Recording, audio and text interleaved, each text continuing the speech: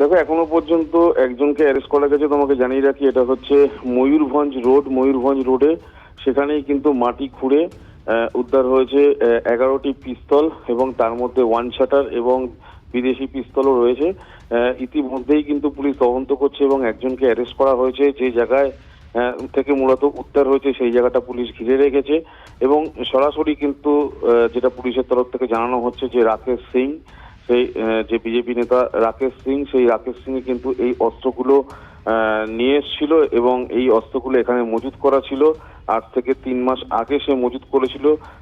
পরবর্তীকালে কখনো ব্যবহার করবার জন্য এই অস্ত্রগুলো নিয়ে এসেছিল, তবে কি ক্ষেত্রে ব্যবহার, কি করতে চেয়েছিল সেটা কিন্তু এখনো পরিষ্কার নয়। যেহেতু হ্যাঁ, একেবারে তদন্ত প্রথমের দিকে, একজনকে পুলিশ অ্যারেস্ট করে জিজ্ঞাসাবাদ করছে এবং বেশ কয়েকজনের খোঁজে কিন্তু তল্লাশি চালাচ্ছে পুলিশ। একেবারে ধন্যবাদ সৌভিক। আমরা থানার থেকে আমাদের টিম পাঠানো হয় এবং জায়গায় পৌঁছানোর পরে আমাদের মনে হয় যে আর্মসের সঙ্গে আরও কিছু থাকতে পারে। তো আমরা বিডিডিএস যে বোম ডিসপোজাল স্কোয়াড, তাদেরকে আমরা ডাকি।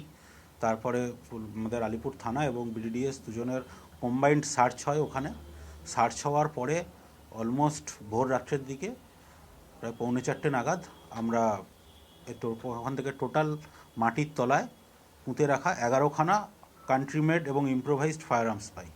টোটাল 3খানা ইম্প্রোভাইজড ফায়ার আর্মস পাওয়া গেছে, যার মধ্যে চেম্বার সিস্টেমে ফায়ার করার ব্যবস্থা আছে, আর বাকিগুলো ওয়ান শটার কান্ট্রি মেড পাওয়া গেছে।